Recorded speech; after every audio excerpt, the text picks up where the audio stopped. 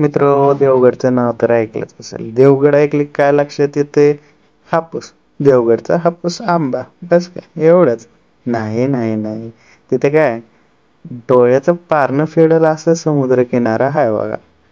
काय मजा ती बघायची, बापरे बाप. तिथे एक विंडमिल गार्डन म्हणून पण आहे. तिथे गेलं का माणूस असा बघत बसते, असं बघत बसते, दिसाची रात झालेली कळत नाही. का का तरीच नव्हतंच वाटत नाही की आता उठू का बरं वाटत नाही, विचार करत असाल तुम्ही. अगं बाबा बाबा, हे बघा काय काय काय काय काय नजारा काय. आहाहाहा. इथे एक मावशी पण उभारलेले आहेत मासे विकायला.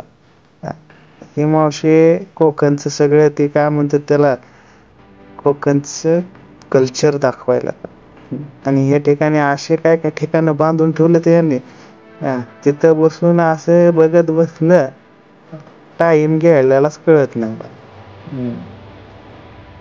काय इथे येऊ का, हे जे ठिकाण आहे का इथं कपल साठी जर फोटोशूट भारी होते म्हणतात. बाप रे बाप.